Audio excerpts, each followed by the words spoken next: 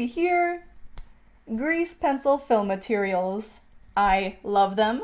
My art is 95% fill materials, and up until about a month ago, I had no idea how they worked. And now that I understand the logic behind them, oh my goodness, they work so much better, unsurprisingly. And so I want to share with you the beauty of fill materials, how to approach them to get incredible results, and how to make your own gradient and texture fills. So I want to talk a bit about how I paint with the fill tool. This is a type of workflow that I've always enjoyed, even when I used other drawing software. I'll link below some process videos of artists who I think use this workflow really well. And so within other programs, the idea is that you use the lasso tool or some kind of selection tool to select shapes, and then you color into them with various brushes. You can use textures, all kinds of different colors. And so I like to use the grease pencil fill materials in a similar way to block out big shapes. And then, although I can't color into these shapes, with a mix of gradient fill materials, texture fill materials, I can layer different effects on top of one another and get some really interesting looks. And I personally find it's a really fun workflow. And an added bonus of this is that it can be less demanding on your computer. And so when I started using grease pencil, I would mainly use stroke materials. And if I wanted to color in an area, I would scribble in color, resulting in pieces with a lot of vertices, a lot of geometry. Versus a piece made with mainly fill materials, I'm able to keep the point count quite small. And in fact, I mainly use the pencil brush. And so if I open the drop down for the brush settings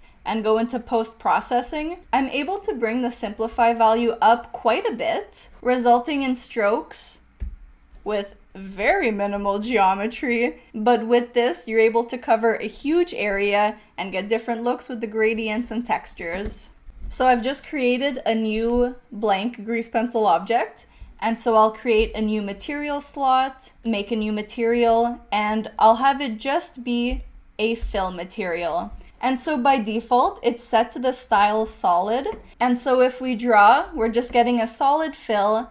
And I do like to use this with vertex colors. And so because of that, I don't worry about changing the base color. I just keep it at black and use the vertex color palette. And then how I like to use solid style fill materials is actually to modify within the base color. At the bottom, we have the alpha slider, which is the opacity of the material. And so the way I've set these materials up is that I have 10 different versions of this solid style material, and all I've modified is the alpha value. And so I just have the alpha values ranging from 0.1, 0.2, 0.3, all the way up to a full alpha value. So I really love grease pencil for the fact that each stroke exists as its own separate entity, can be selected and modified. We can go into sculpt mode, and we can use the grab and push tools to move strokes around and change their shape. The other main tool that I use while I'm in sculpt mode is the smooth tool,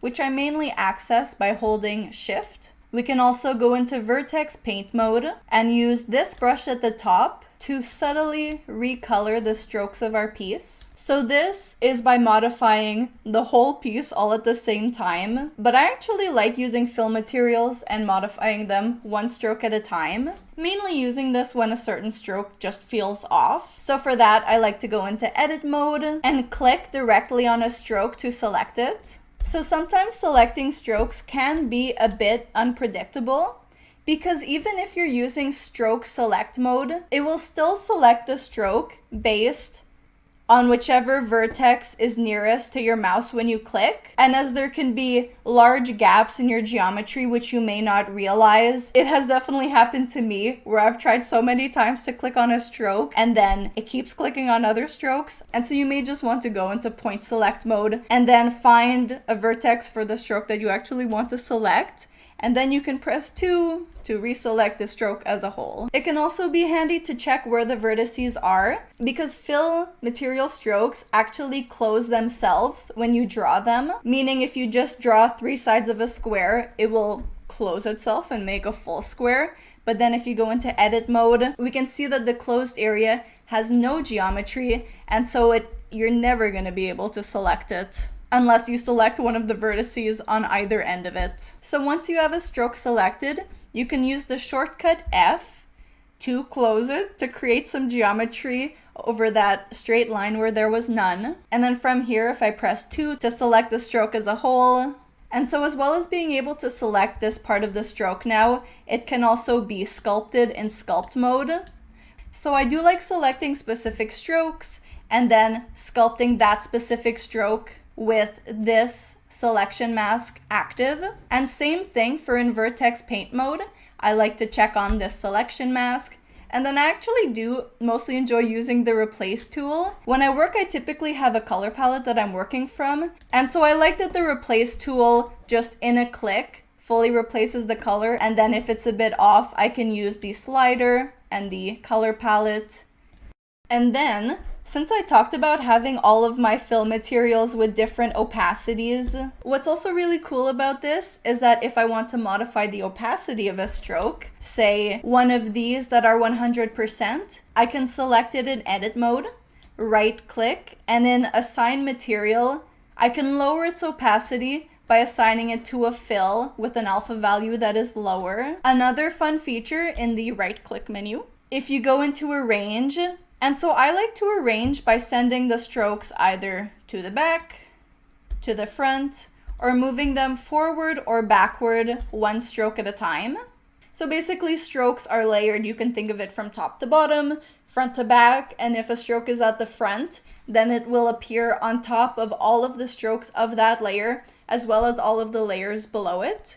And if you send a stroke to the back, it will appear behind all of the strokes of that layer, as well as all of the layers above it. I enjoy using these for laying down a solid foundation, maybe filling in the shadows of a piece. I think they're especially great to get started painting with fill materials because they're very easy to understand, to get a handle on, they're very easy to use, but they do result in quite noticeable edges in your piece, which can be a style. It's not necessarily a bad thing, but it can be really difficult to do smooth transitions. For smooth transitions, nothing beats gradient fills. So this is the fill style gradient, which gives us two color options. And so what I do is I keep the first one, the base color, black with an alpha value of 1. And then I make the secondary color also black, but give it an alpha value of 0, meaning that our gradient goes from maximum opacity to full transparency. And beneath that, we have the blend value, which has to do with the effect of the vertex colors.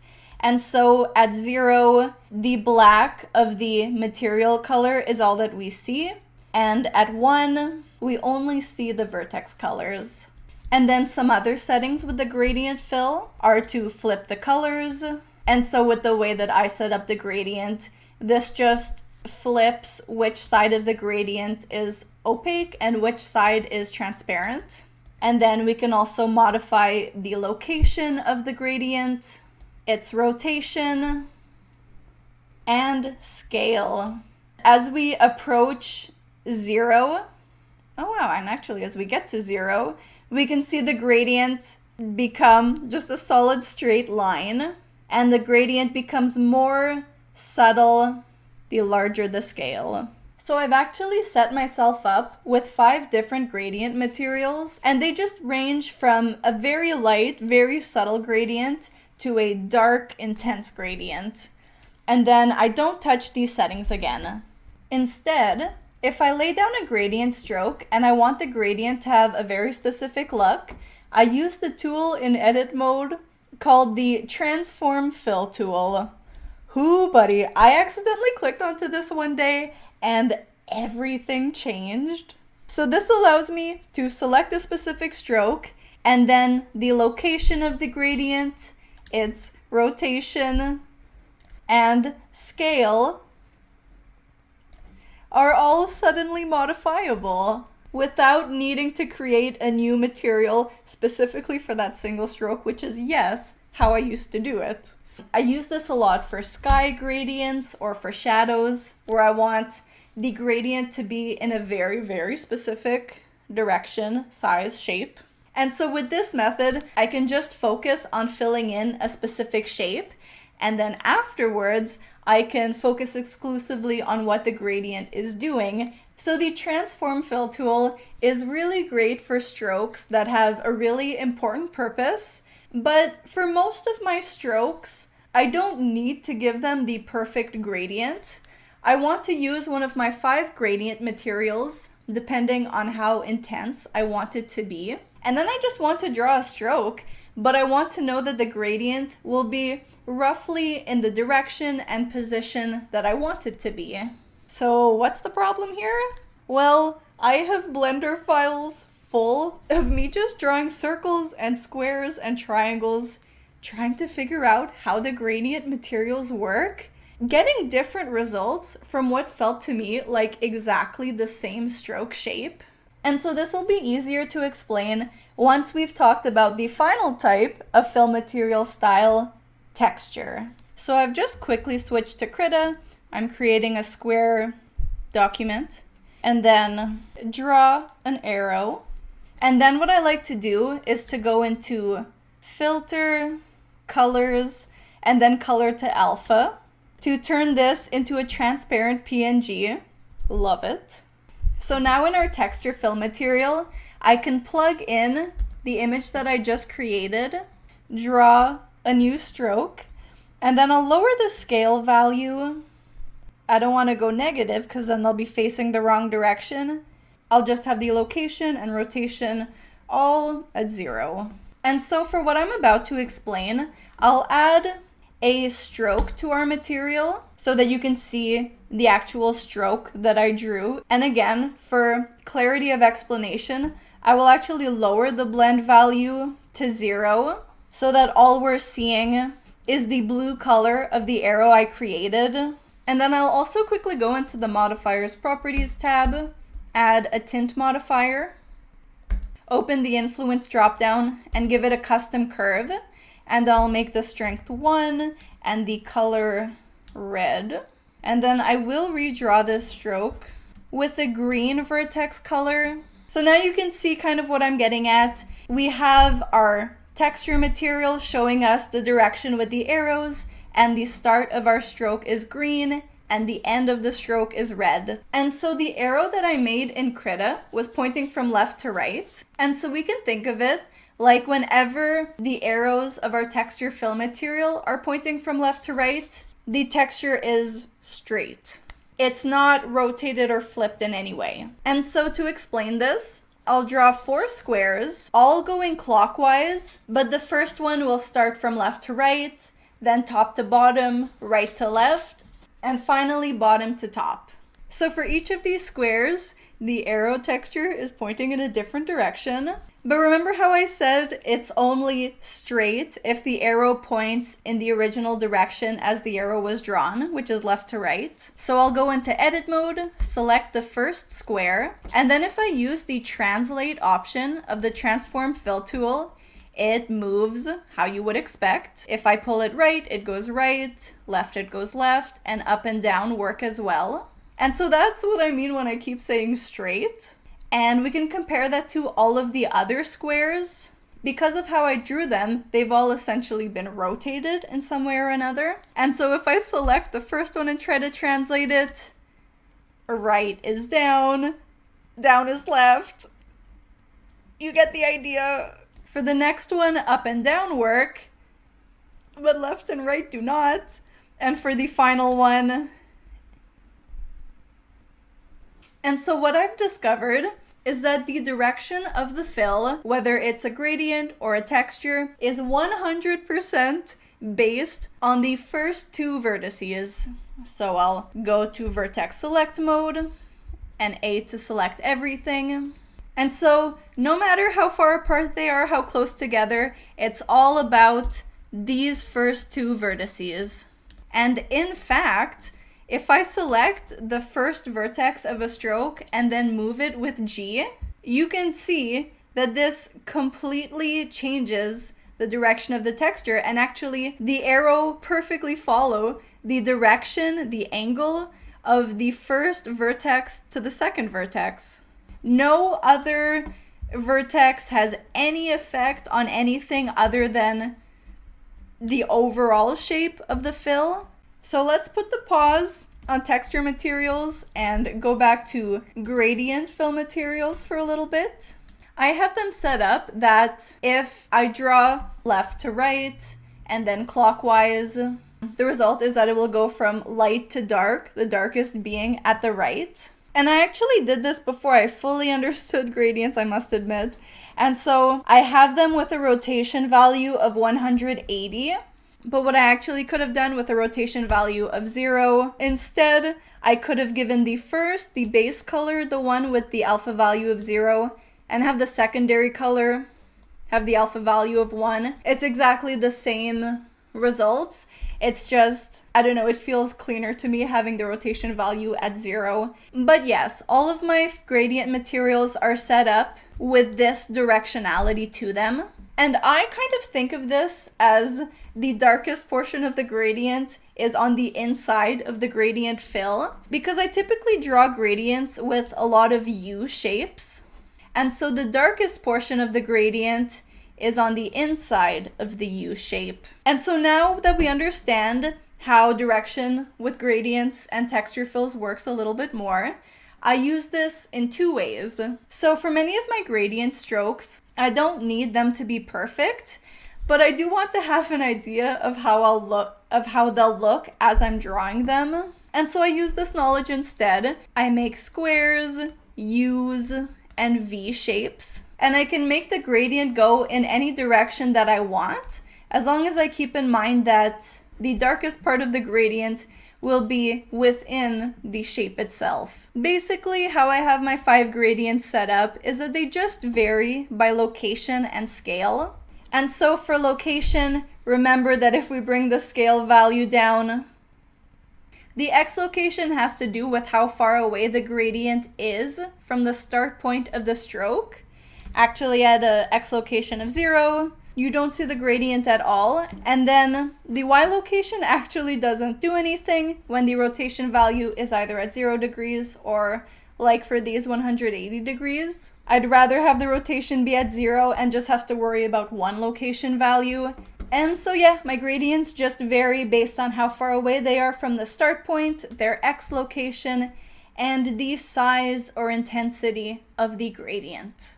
And so the other way I use this knowledge of directionality is I use this for strokes that I know I will want to modify with the transform fill tool, those specific gradients like for the sky. I can just draw the stroke like our first arrow stroke. I can go left to right and then clockwise, because then I know that modifying it with the transform fill tool, it will work as I think it should. It will make a lot of sense. It will not be all over the place. Left going down. My goodness.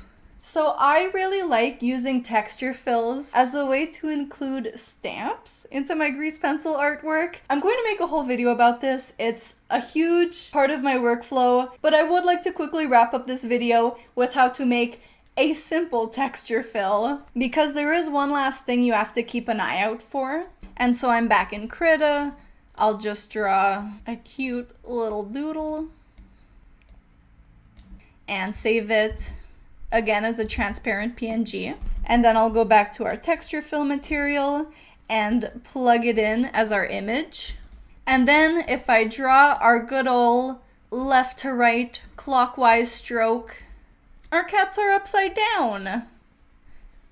So despite this resulting in the transform fill tool working perfectly in terms of directions, the icons all appear upside down. And actually, if we try to go left to right and then counterclockwise, the icons are upright, but the up and down for the transform fill tool are now reversed. So I deal with this just by making the Y scale value, whatever value it is, making it negative. So now we can draw our trusty left to right clockwise. The icons look perfect, and translating them a-okay. And yeah, it is that easy to make a repeating fill texture from just any kind of simple doodle, and then with the fill transform tool, you can rotate and scale the texture. And then something else to note, if you're in edit mode and you have the stroke selected and you rotate it, it will rotate the texture itself. It will rotate the icons. And if you move it with G, it will also move them. Can't say the same for scale though. And so you've probably noticed that my gradient materials have both a stroke and a fill material.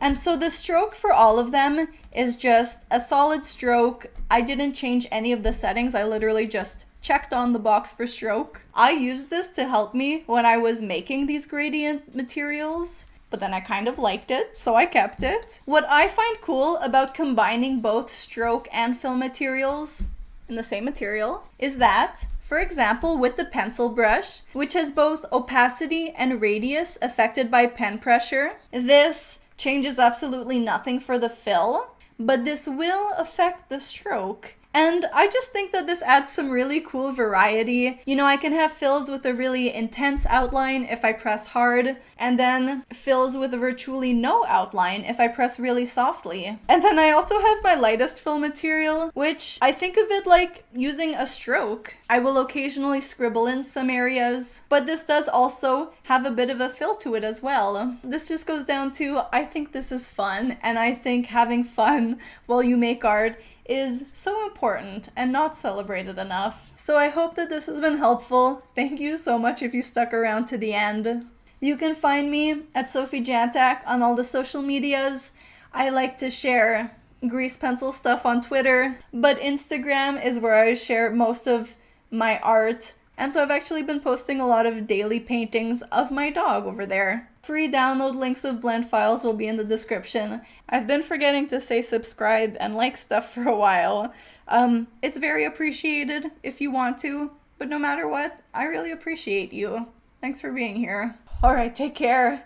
Goodbye.